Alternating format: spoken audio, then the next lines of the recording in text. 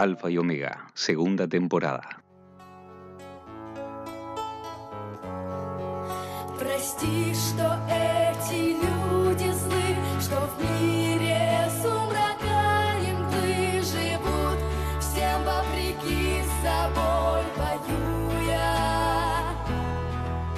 Позволь забыть, простить, любить и жить добром и просто быть во благо этой жизни.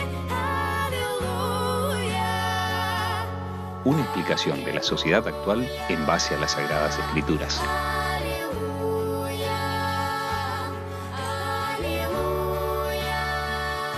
Alfa y Omega, con los hermanos Eliezer Golemba y Ariel Kunkel.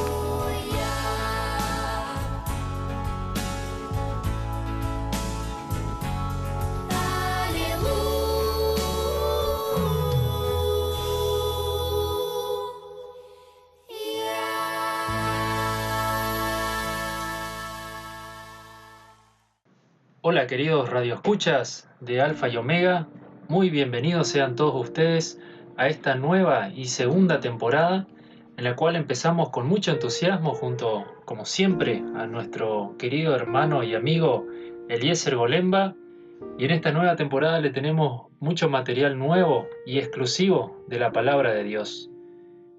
En el programa de hoy les tenemos preparado un tema relacionado con el dominio propio, la cual titulamos El principio por sobre todos los principios.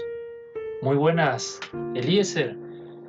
Comentarnos un poco acerca de lo que nos vas a hablar hoy. Bueno, primeramente comparto tu entusiasmo.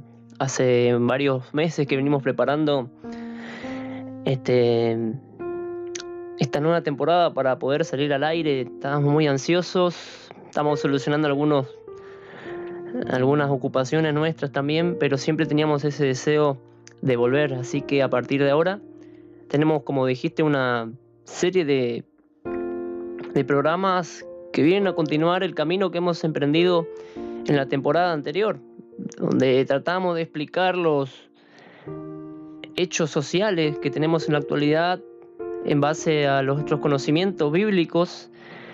Y así traeríamos historias y iríamos relacionando todo lo que sucede en la actualidad.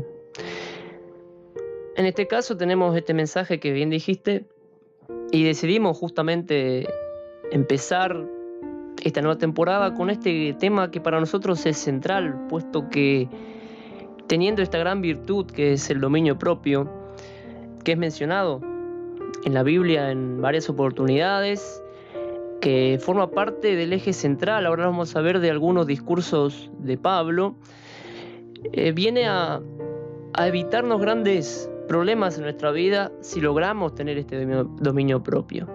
Vamos a darnos cuenta a medida que vayamos transitando el programa del día de hoy, que no es fácil lograr el dominio propio. Es un trabajo arduo que requiere mucho esfuerzo y trabajo. No es que de un día para otro vamos a tener el dominio propio. A veces podemos estar toda una vida luchando con lo que vamos a ver ahora es la naturaleza humana versus la naturaleza divina. Porque tenemos una lucha ahí entre nuestros miembros, como dice la palabra, que están bataleando con nuestra parte espiritual. Entonces, nos parece importante establecer esto de que tener dominio propio nos ahorrará gran cantidad de problemas y que a su vez es fundamental que un hijo de Dios comience a trabajar en este gran asunto. Y así, antes de comenzar a dar pie al programa en sí, les queremos contar un poco sobre qué tratará esta nueva temporada. Será sobre los acontecimientos que se han estado sucediendo, sobre, como dice la Biblia, guerras y rumores de guerras, terremotos, enfermedades, pestilencias que se han estado sucediendo en los últimos meses que nos tuvimos al aire. Les iremos contando, aparte de los temas centrales que hay en la palabra de Dios, también sobre las profecías que se están cumpliendo. Por ello no queremos dejar de lado estas cosas, pero ya más adelante les iremos contando sobre todo esto. Y antes de comenzar, formalmente esta nueva temporada, vamos a pedir la dirección y la protección de nuestro Dios para este año que comienza. Amantísimo Dios y Padre que moras en las alturas de los cielos, Dios de Abraham, de Isaac y de Jacob, inclinamos nuestros rostros, pedimos tu dirección en este momento que hemos comenzado en este año lectivo del 2018. Pedimos tu compañía, tu espíritu more en nosotros, querido Dios, y nos acompañes en este año, nos des una porción de tu espíritu para que así podamos llevar adelante el Evangelio en este ministerio que hemos elegido, el ministerio de la radio, y que cada uno de nuestros queridos oyentes que nos escuchan en cada rincón del planeta Tierra puedan tener acceso a él y así alabar y glorificar tu santo nombre como así lo queremos hacer nosotros de esta humilde manera. Pedimos una vez más la dirección y tu participación a lo largo de este año y en la dirección de nuestras vidas, querido Dios, en el nombre sagrado de tu Hijo Cristo Jesús, a quien sea la gloria, la honra, imperio, majestad y potencia, por los siglos de los siglos. Amén. Y ahora pasaremos a un tema musical, y allí sí, queridos radioescuchas, comenzaremos con esta nueva temporada en sí de Alfa y Omega.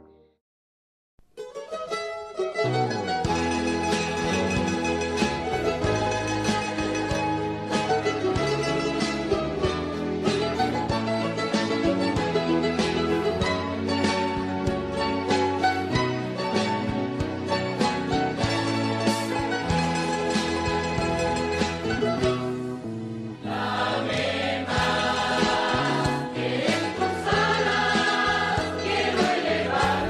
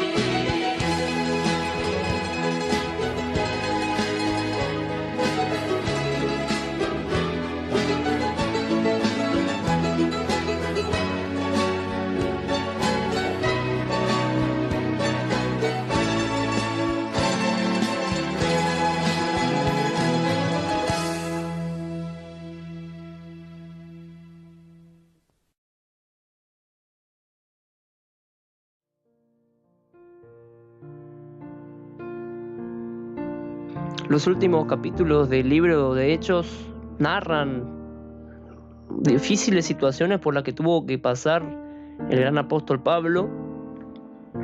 Tuvo que enfrentar varios tribunales ante diferentes gobernantes, ante los grupos de los judíos que presionaban justamente a esos gobernantes a que fallaran en contra del apóstol Pablo. Y lo que siempre vemos aquí como congregación es el dominio que tenía Pablo del habla,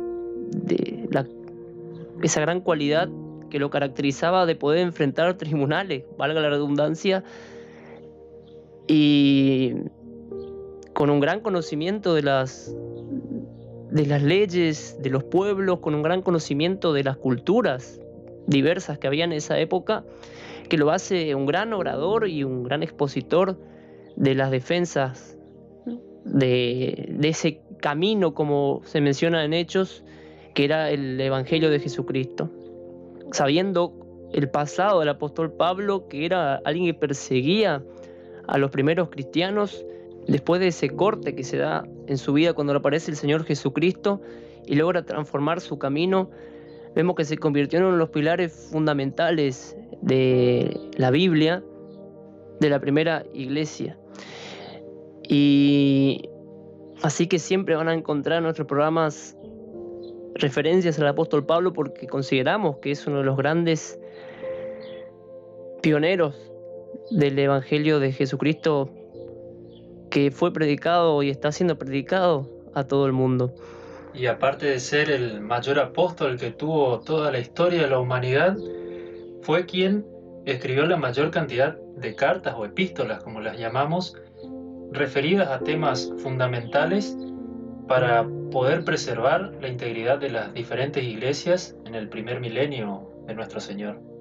Y que son fundamentales para nuestra vida de hoy. También nos enseñan grandes cosas, grandes principios, justamente que se diferencian por ahí de los mandamientos que están establecidos y que son conocidos y reconocidos mundialmente, pero con Pablo tenemos estos principios que nos ayudan a ser mejores personas, que nos ayudan a participar en un grupo denominado iglesia y que nos enseña cómo comportarnos en una sociedad también.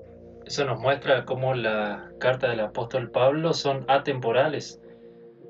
Nos ayudan desde los principios de los tiempos hasta este momento, y en el porvenir también nos van a seguir llevando, mostrándonos el camino hacia la perfección.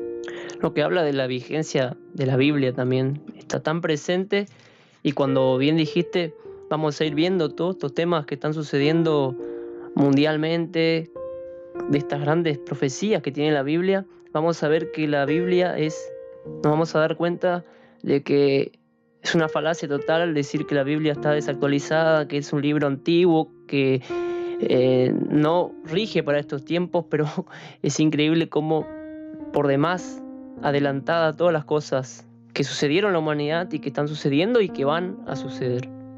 En Hechos 23 y 24, hablando de capítulos,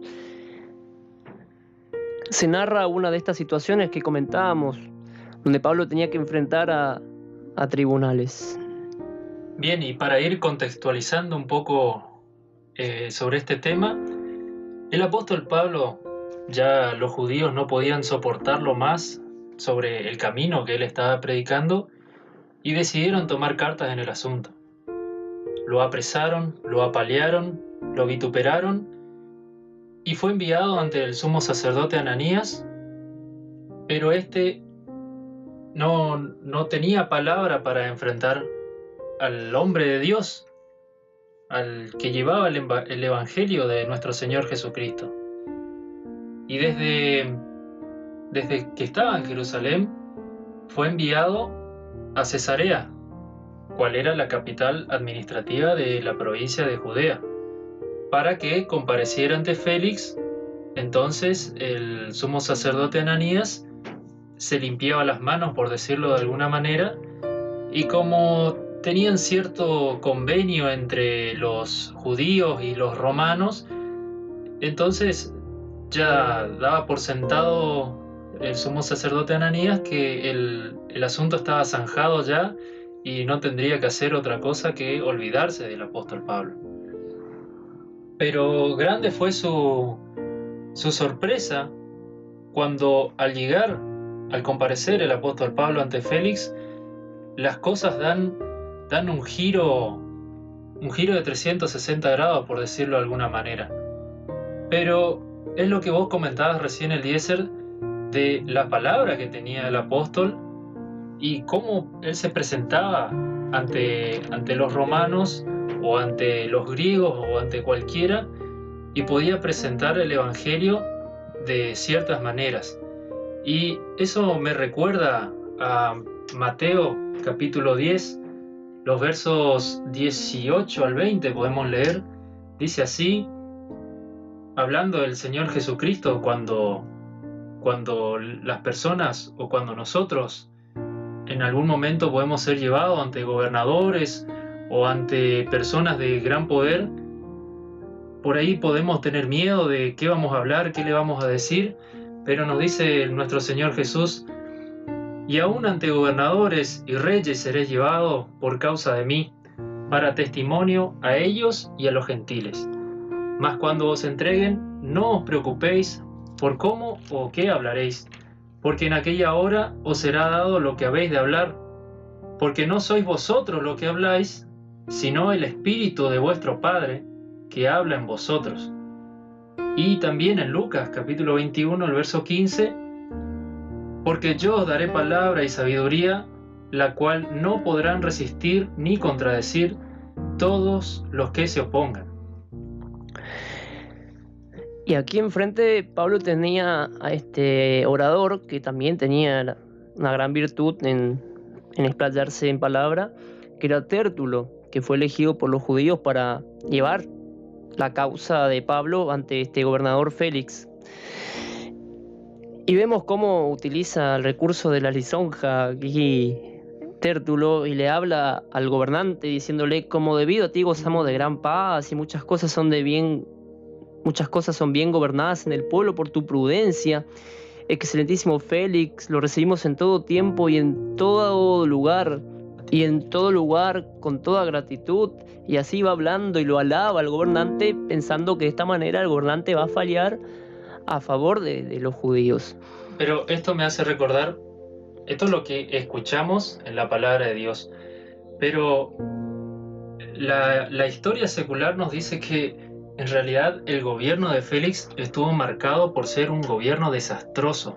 No estuvo nada bien gobernado, como lo decía Tértulo, como lo alababa Tértulo, sino que hubieron muchas revueltas en toda el área que él gobernaba, en todo el área de Judea, y siempre queremos tratar de alabar a una persona cuando queremos caerle bien, pero aquí sabemos, nos dice la historia secular que Tértulo no fue ningún buen gobernador en la parte administrativa.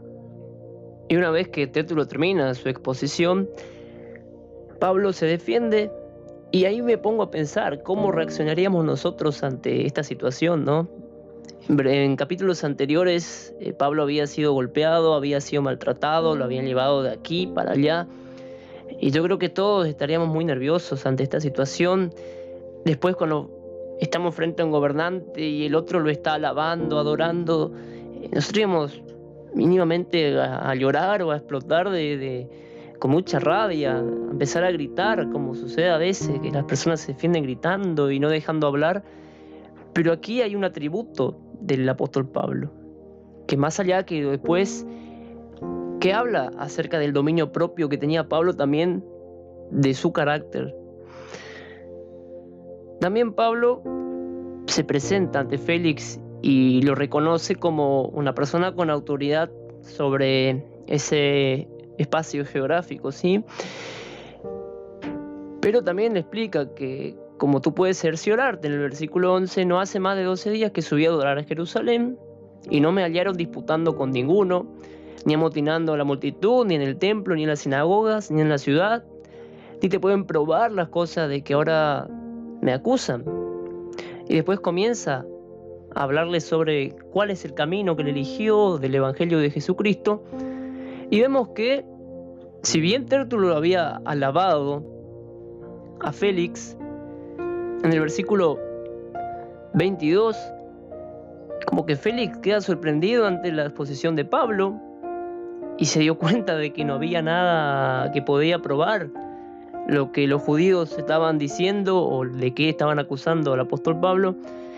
Entonces dice que Félix, oídas estas cosas, estando bien informado de este camino, les aplazó diciendo: cuando descendí del tribuno Licias, acabaré de conocer de vuestro asunto. Es decir, que no podían resolver esta situación, no había pruebas contundentes ante el apóstol Pablo. Pero aquí lo llamativo también es que el procurador Félix conocía este camino. Tal vez puede ser porque Félix, sabemos, era un personaje romano, pero su esposa, Drusila, era hermana de Herodes Agripa, quien también fue un gobernador muy poderoso en toda la tierra de Israel. Por eso ya seguramente Drusila ya le había reconvenido también, hablándole sobre este personaje que venía predicando otra palabra o otro camino que no fuese el de los judíos o el de la religión romana. Y en el versículo 23 relata lo siguiente: y mandó al centurión que se custodiase a Pablo, pero que se le concediese alguna libertad.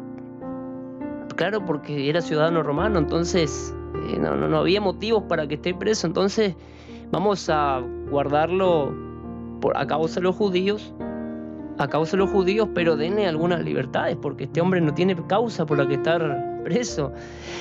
Y que no impidiese a ninguno de los suyos servirle o venir a él. Ahí le puso una restricción de que nadie podía acercarse.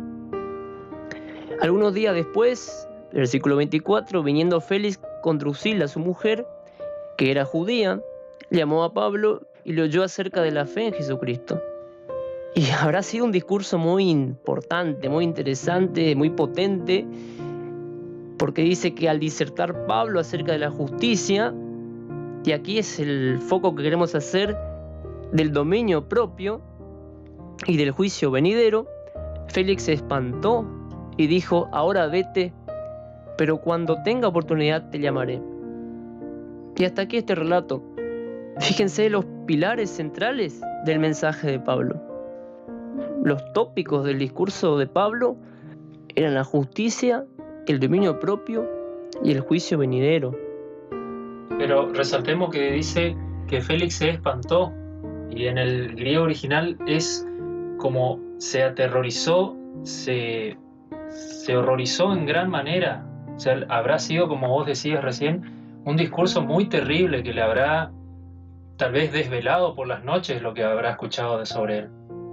Y como decíamos anteriormente, era uno de los tópicos del discurso de Pablo, el dominio propio, porque en 2 Timoteo capítulo 1, versículo 6, cuando le hablaba a este joven discípulo suyo, Pablo decía que por eso te aconsejo que avives el fuego del don de Dios que está en ti por la imposición de mis manos, porque no nos ha dado Dios espíritu de cobardía, sino de poder, de amor y de dominio propio.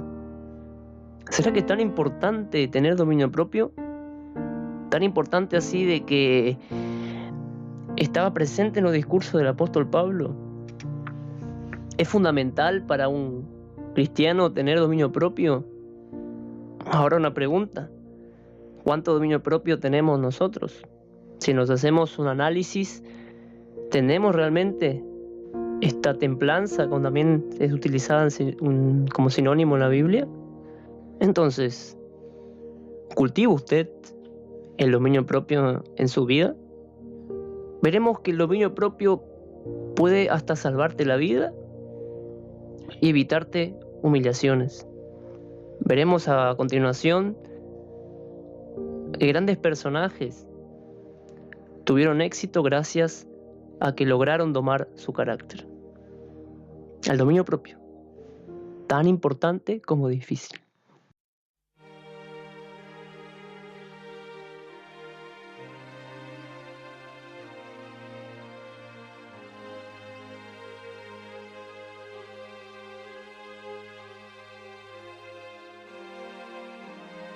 Crea en mí, oh Dios, un corazón limpio y renueva un espíritu recto dentro de mí. Enseñaré a los transgresores tus caminos y los pecadores se convertirán a ti. Mi corazón fue lleno de aflicción, mas vine a ti y tú me diste paz. Y hoy, mi Jesús, mi anhelo ardiente es que tú me des el fuego celestial.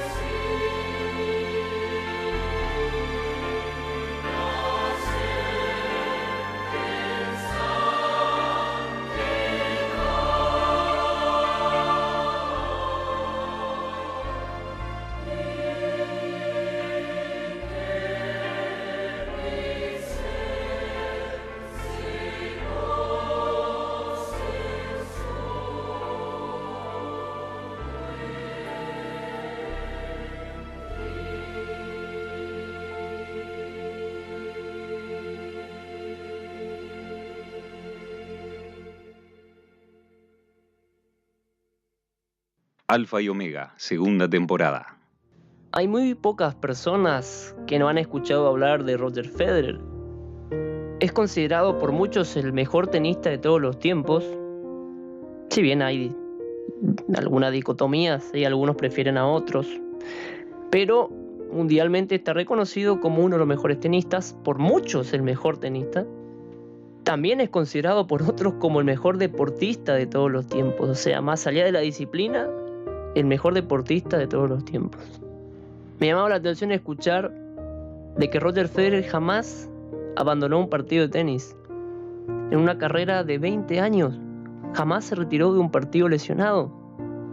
Es por demás exitoso. Todos escuchamos hablar de Federer, pero muy pocos conocen su historia de cuando era joven.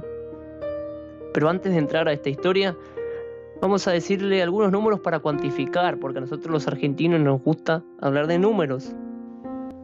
Lleva, como dije anteriormente, 20 años como jugador profesional. Actualmente tiene 36 años, lo que para muchos otros a esta edad ya se están retirando o van a un torneo solamente para sumar algunos dólares a su cuenta, para cumplir nada más. Pero obviamente ya no están en su máximo potencial, ni mucho menos, están ya con el fin de la carrera con una fecha límite. Pero eso, sacando solamente el tema tenístico, también muchos jugadores de fútbol o de básquet. Conocidísimo es la historia de Manuel Ginóbili también, que hoy con 40 años todavía sigue jugando y dando que hablar al mundo entero. Lo llaman el pibe de 40. También sabemos que en los últimos tiempos la medicina ha mejorado, los controles, el entrenamiento, y se extiende más la carrera de los deportistas, pero no llegan con esa vigencia. Pero en este caso particular, los Grand Slams son como los mundiales del tenis, ¿sí? Solamente que se dan 4 torneos grandes, o Grand Slams, justamente en el año tenístico. Son torneos muy difíciles de jugar y de ganar porque se dan en diferentes superficies, entonces hay jugadores que funcionan mejor en una superficie, por ejemplo en arcilla, u otros funcionan mejor en superficies duras, que es sobre cemento. Porque los jugadores españoles o los argentinos también, los latinos generalmente son mejores en superficies de arcilla o polvo de ladrillo, y los jugadores europeos más como por ejemplo justamente Roger Federer son mejores en superficies duras. Pero eso también está en tema de discusión, porque cómo se entrenan de jóvenes, también de chicos, es como luego desarrollan su potencial. Aquí en América, más los jugadores se entrenan en polvo de ladrillo, y los españoles también, los portugueses, pero los jugadores europeos, como viven en lugares más fríos tal vez, tienen que practicar en lugares más cerrados. Después hay una tercera superficie que ya está en decadencia, no se usa mucho torneos, que es justamente en donde mejor se desarrolla Roger Federer, que es en sobrepasto, que es donde ahí se conoce el Grand Slam de Wimbledon en Inglaterra, donde Federer ha ganado la mayor cantidad de torneos, la mayor cantidad de Grand Slams. Es un especialista en superficie de pasto, así como Rafael Nadal lo es en arcilla, como bien decías. Rafael Nadal es español y Roger Federer es suizo. Pero volviendo a Federer específicamente, tiene 20 Grand Slams y ha jugado 30 finales. Tiene 96 torneos de ATP ganados. No es el mayor ganador. Y en muchos números que vamos a decir, quizás no se destaca Roger Federer como el mayor ganador, pero a su vez se dan muchos récords en una sola persona, que es lo llamativo. Ha logrado muchas cosas que varios jugadores lo han hecho por separado. Es decir, hay récords que se establecieron por jugadores diferentes. El gran atributo de Federer es que ha logrado muchos récords él solo.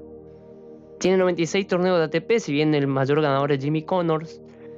Tiene 97 torneos de ATP, que ahí se suman los Grand Slams, más los ATP 1000, más los ATP 500 y los ATP 250. Si bien Jimmy Connors es el mayor ganador en este tipo de torneos, tiene 97 nada menos Roger Federer. A lo largo de su carrera cultivó 1139 victorias y solo 250 derrotas, que es un número elevadísimo. Ha ganado 15.145 juegos con su servicio, de 17.083 disputados, lo que le da una efectividad del 88,66%. Es decir, que el saque en el tenis es una herramienta fundamental. El que puede ganar su punto del saque tiene más que asegurado el partido, porque no lo pueden quebrar. Y es así como Federer tiene una efectividad casi del 90%, o sea, siempre gana con su servicio. Para ponerlo en términos económicos, que tanto nos interesa a nosotros los argentinos, tiene prácticamente 116 millones de dólares solamente en premios. Y ni hablemos de publicidad, que seguramente supera este número. Y aquí hay un récord muy, muy grande, que es tener 303 semanas como número 1 del mundo. En el tenis no es tan dificultoso llegar a ser número 1 como mantenerse, porque tiene un sistema de contabilidad de puntos que te hace, si no jugás un torneo y no defendés esos puntos, los perdés. No es que llegás a una cantidad de puntos y quedan ahí detenido si no te lo saca nadie, sino que si no defendés un título, los perdés. Entonces es muy dinámico y te hace jugar muchos torneos. Él mantuvo un récord de 303 semanas, pero con 237 sin interrupción, lo que representa casi 4 años como número 1 del mundo, y nadie lo pudo destronar, que fue entre los años 2004 y 2008. Y aquí el número que más llama la atención, cuando todos pensaban que ya estaba retirado, que ya no volvería a jugar más al tenis y que ya no volvería a ser el mismo en caso de que volviera a las canchas, Roger Federer vuelve a los 36 años y logra encadenar una serie de victorias sobre jóvenes, sobre grandes promesas, y a sus 36 años y 6 meses logra llegar al tope de la tabla como número 1 del mundo, lo que es un récord histórico nuevamente. Entonces, claro, nosotros miramos todos estos números, algunos nada más de todos los que tiene, y decimos, bueno, es un infradotado, la verdad que tiene un don innato. Entonces, cuando escuchamos de estos números y de la grandeza de este jugador, decimos, claro, es un infradotado, la verdad, debe haber nacido con una raqueta en la mano, y más si lo vemos en las canchas. Lo que cuentan sus rivales que más daño le hace de Federer es que no tiene expresión, es decir, va perdiendo, tiene la misma cara de que si va ganando, entonces no pueden leerle los gestos. Es tan difícil lograr leerlo en un partido porque no se nota cuando está desesperado. Muy pocas veces se lo ve salirse de sí mismo y hacer un grito. Lo máximo que vemos de él es apretar un puño. Entonces es difícil para sus rivales leerlo, como decía, a diferencia de otros jugadores como Djokovic, Andy Murray, que generalmente gritan, se enojan. Es fácil descifrar en qué estado de presión se encuentran. Pero esto no siempre fue así, y es lo que nos ha llamado la atención para traer esta historia. Roger Federer nació el 8 de agosto de 1981 a orillas del Rin, en la capital del cantón de Basilea, Suiza. Hijo de un padre suizo, pero la madre sudafricana, lo que muchos dicen que lo hizo tan competitivo. Sabemos que los suizos son personas más templadas, pero no tienen ese carácter competitivo que sí lo tienen personas de América, personas de África. Roger creció en un entorno de ganaderos y agricultores en las afueras de Basilea. De ahí que sea un tipo sencillo, que no se siente a gusto entre ejecutivos con traje y maletín. Comenzó a jugar al tenis a los 8 años, pero era un gran deportista en diferentes deportes como el rugby o el fútbol. Pero hay algo que caracterizaba a Roger Federer, que era su carácter irascible. Una persona irascible es aquella que tiende a irritarse rápidamente. Pero era preocupante para su padre, para su manager, porque destrozaba todas las raquetas cuando algo le salía mal. No aceptaba un error, era tan severo con sí mismo que cuando se equivocaba no toleraba ese error. Se enojaba cuando perdía un punto, era muy competitivo. Entonces muchos empezaron a ver de que no llegaría muy lejos por culpa de su carácter, si bien tenía un don innato y se entrenaba, no tenía conflictos en entrenar. Dice aquel artículo que por entonces tenía un carácter insoportable, tanto que cuando entrenaba en los centros de alto rendimiento, en la zona alemana o en la zona francesa, rompió infinidad de raquetas que lanzaba contra el suelo al fallar un golpe. Aquí el artículo nos dice que se cruzó en su trayectoria el técnico sueco Peter Lindgren, quien lo domesticó hasta que pudo controlar su ira. Pero yo miraba una entrevista que le hacían al propio Federer, donde él decía que en un partido de tenis, cuando rompió una raqueta, dijo: basta, no puedo seguir jugando así, teniendo este carácter, esta va a ser la última raqueta que rompo. Cuando logró esto en su vida, cuando se dio cuenta de su error y comenzó a cambiar sus actitudes, comenzó a consagrarse en varios torneos hasta lograr el número 1 a finales de 2003 y convertirse en una leyenda del tenis. Entonces, ¿qué conclusión podemos hacer de esta historia? Que si él no hubiera logrado el dominio propio en su vida, quizás hubiera pasado desapercibido para la mayoría de los seres humanos, pero gracias a que pudo domar su carácter, logró convertirse en lo que hoy conocemos como el gran Roger Federer. Esta es una historia nada más de varias que hay de personas que estaban condenadas al fracaso si no domesticaban su forma de ser, pero que lograron darse cuenta en el momento justo de que sus propios enemigos eran ellos mismos. Pero ¿por qué tenemos muchas personas este carácter fuerte o no podemos domar nuestra lengua cuando hablamos? Sabemos que estamos lastimando a la persona, pero a veces no podemos refrenarnos.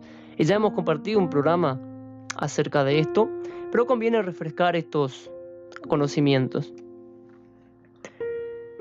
La Biblia presenta dos grandes naturalezas o dos grandes seres que conviven dentro de nosotros. Por un lado está la naturaleza humana y por el otro la naturaleza divina. Y esta explicación la podemos encontrar en Romanos, capítulo 7, versículo 15. Porque lo que hago no lo entiendo, pues no hago lo que quiero, sino lo que aborrezco, eso hago. Y si lo que no quiero, esto hago, apruebo que la ley es buena. De manera que ya no soy yo quien hace aquello, sino el pecado que mora en mí. Y yo sé que en mí, esto es, en mi carne, no mora el bien, porque el querer el bien está en mí, pero no el hacerlo. Porque no hago el bien que quiero, sino el mal que no quiero, eso hago. Y si hago lo que no quiero, ya no lo hago yo, sino el pecado que mora en mí. Así que queriendo yo hacer el bien, hallo esta ley, que el mal está en mí, porque según el hombre interior me deleito en la ley de Dios, pero veo otra ley en mis miembros que se rebela contra la ley de mi mente y que me lleva cautivo a la ley del pecado que está en mis miembros. Miserable de mí, ¿quién me librará de este cuerpo de muerte? Entonces vemos que hay algo natural en nosotros que es superior a veces a cómo queremos actuar. Aquí Pablo está reconociendo nuestra naturaleza carnal, pecadora, que nos hace actuar de manera que no queremos. Y ya lo habíamos hablado esto, pero ¿por qué a veces actuamos de una manera que no queremos actuar? Sabemos que lo que vamos a decir va a ser para más mal que bien, pero no podemos refrenarnos a veces. Es que hay una gran falta de dominio propio. ¿Y por qué decimos de la lengua? Porque lamentablemente estamos en una época, y ayer lo hablábamos en nuestro culto, que hay una lucha constante por la razón, y vamos a tener un programa acerca de esto más adelante. En esta sociedad está esta lucha grande que todos quieren defender su verdad. Y entonces vemos que se dan discusiones, grandes debates. Si prendemos la televisión, hoy vemos estos programas donde están estos panelistas y uno habla y otro habla y hay un exacerbado uso de la palabra. Y esto se traslada a las familias, a las iglesias, donde se hace mucho daño con lo que decimos. Y muchas veces, porque no podemos refrenar nuestra lengua de decir estas cosas que para nada edifican. Pero es esa naturaleza humana que mora en nosotros. Entonces tenemos que partir de esa base, de que tenemos dentro de nosotros algo que es irrefrenable y se trata nada más y nada menos que del pecado. Por otro lado, cuando nos conocimos a Cristo, cuando fuimos entregados a Él y sepultados al viejo hombre mediante el bautismo, está en nosotros el Espíritu Santo. Por ende, tenemos también una naturaleza divina. Entonces, en contraposición a lo anterior, encontramos lo siguiente en 2 Pedro, capítulo 1, versículo 3. Como todas las cosas que pertenecen a la vida y a la piedad nos han sido dadas por su divino poder, mediante el conocimiento de aquel que nos llamó por su gloria y excelencia, por medio de las cuales nos ha dado preciosas y grandísimas promesas, para que por ellas llegase a ser participantes de la naturaleza divina, habiendo huido de la corrupción que hay en el mundo a causa de la concupiscencia. Aquí está la clave. Esta lucha se está dando en nuestro cuerpo para que llegaseis a ser participantes de la naturaleza divina. Entonces este es el gran desafío que tenemos aquí en esta tierra, partiendo de reconocer que en nosotros habita el pecado de manera natural. Por ende, nuestra meta tiene que ser el transformar nuestro carácter y convertir esta naturaleza humana que tenemos en una naturaleza divina. Es muy fácil identificar en una reunión, en un debate, a personas que han logrado el dominio propio y a otras que no. Cuando habla una persona que no tiene el dominio propio, es cansadora, generalmente es agresiva, se repite, no hay ciencia en sus palabras, como dice Proverbios, ¿sí? En cambio, cuando habla una persona con dominio propio, elige sus palabras, da gusto escucharlo, es muy enriquecedor para los oyentes, ¿sí? Y si continuamos con el mismo capítulo, solamente que en el versículo 5, dice que vosotros también, y aquí es un trabajo, no es fácil lograr el dominio propio, no es algo que vamos a decir, bueno, quiero el dominio propio y a partir de ahí ya estamos resueltos, no. Poniendo toda diligencia, aquí nos habla de un gran esfuerzo que parte, como decimos y repetimos, que de reconocer que tenemos que llegar a un dominio propio, de que tenemos que vencer esa naturaleza humana que tenemos, a la virtud conocimiento, al conocimiento dominio propio, al dominio propio paciencia, a la paciencia piedad, a la piedad afecto fraternal y al afecto fraternal amor. Porque si estas cosas están en vosotros y abundan, no dejarán de estar ociosos ni sin fruto en cuanto al conocimiento de nuestro Señor Jesucristo. Entonces es fundamental en nuestra vida, entre las demás virtudes, tener dominio propio, que es el mensaje central de este programa. Pero el que no tiene estas cosas tiene la vista muy corta, es ciego, habiendo olvidado la purificación de sus antiguos pecados, por lo cual, hermanos, tanto más procurad hacer firme vuestra vocación y elección, porque haciendo estas cosas no caeréis jamás. Entonces, es muy necesario que empecemos a cultivar el dominio propio y las demás cosas que podemos hablar en otros programas si quieren. Pero en especial el dominio propio puede salvarte de muchas situaciones incómodas. Lo hemos dicho al principio y queremos refrescar y hacer esta conclusión. Para eso vamos a ir al libro de Proverbios. El dominio propio puede salvarte de pecado, puede salvarte de una humillación y puede librarte de la muerte. ¿En qué situaciones específicas? Es muy común hoy escuchar estas noticias que realmente son alborotadoras, de personas que en su ira le quitan la vida a las otras sin tener ninguna misericordia. Estos últimos días se ha escuchado esta noticia donde por un lugar en la cola en un supermercado un hombre fue a su casa, buscó un arma y le quitó la vida a otro que estaba haciendo la cola. Por una cola en un supermercado. Es muy común también ver en la calle cuando andamos con nuestros vehículos las disputas que hay, las peleas que hay por el tránsito. Hemos visto estas peleas que a veces son llevadas a las manos, hablando mal y pronto, ¿sí? Y nos pasa a todos que cuando estamos en la calle somos vulnerables a entrar en una de estas rencillas. Y a veces no sabemos a quién tenemos en el otro vehículo, no sabemos sus problemas, no sabemos la cara que está llevando o su carácter o la falta de dominio propio. Y es peligroso, hasta puede llegar a quitarte la vida por un altercado en el tránsito, que sería una manera muy tonta de perder la vida. Sobre esto, Proverbios 15, en su versículo 1, nos amonesta de esta manera. La respuesta suave aplaca la ira, pero la palabra áspera hace subir el furor.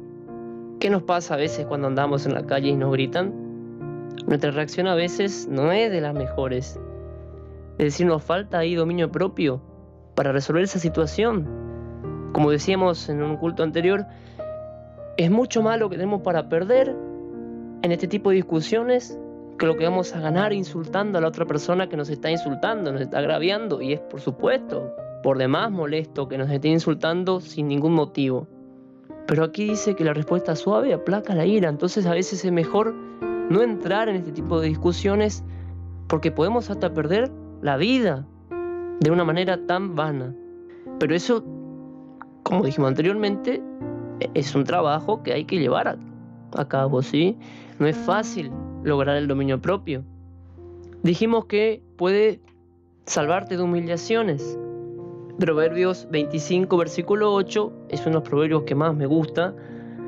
No entres apresuradamente en pleito, no sea que no sepas qué hacer luego, cuando tu prójimo te haya avergonzado. Y a veces se dan este tipo de discusiones donde a veces hablamos de más, no escuchamos lo que va a decir la otra persona y nos adelantamos, y a veces con sus argumentos pasamos un mal trago porque no sabemos cómo defendernos. A mí me ha pasado muchas veces. Soy una persona que le falta dominio propio en muchos aspectos, y uno de ellos es la lengua, de discutir sin fundamentos, y la otra persona, bien arraigada, me dejaba a veces en offside, como decimos en términos futboleros. Entonces a veces es mejor tomarse su tiempo, escuchar qué va a decir la otra persona, y si no conocemos del tema, no hablar, porque podemos estar expuestos a humillaciones. Como nos dice nuestro Señor Jesús en Mateo capítulo 5, el verso 25, ponte de acuerdo con tu adversario pronto, entre tanto que estés con él en el camino, no sea que el adversario te entregue al juez y el juez al alguacil y seas echado en la cárcel. Es así. Entonces también debemos dominar todo nuestro carácter, ¿sí? Todo. Pero lamentablemente nuestro carácter se ve reflejado en lo más simple, en la lengua, ¿no? Es ahí donde parece que siempre sale a la luz todo lo que somos, ¿sí? Y en Proverbios 10, versículo 19, en las muchas palabras no falta pecado, el que refrena sus labios es prudente. Así, queridos amigos de Alfa y Omega, incentivamos a partir de este programa y de lo que va a ser esta temporada a cultivar el dominio propio, que es un principio muy importante, y hemos dicho que es sobre los demás principios, porque cuando logramos tener dominio propio es muy difícil que podamos movernos de nuestros fundamentos. Podemos vencer a ese enemigo interior que tenemos, ¿sí? Que es la naturaleza pecadora, esta naturaleza humana. Es indispensable para el cristiano lograr el dominio propio, porque como decía el apóstol Pablo a Timoteo, no nos ha dado Dios espíritu de cobardía, sino de poder y de dominio propio. Si no lo hemos descubierto todavía, si no hemos cultivado nada de este principio, estamos fallando ante nuestro Dios. Esperamos que este mensaje les haya sido de utilidad, y que podamos también nosotros seguir en este camino, como decía el apóstol Pablo. Esperamos, amigos de Alfa y Omega, que este mensaje le haya sido de utilidad tanto a usted como así lo ha sido para nosotros, y que la justicia, el dominio propio y el juicio venidero no nos espante como lo hizo a Félix. Muchas gracias y hasta la próxima.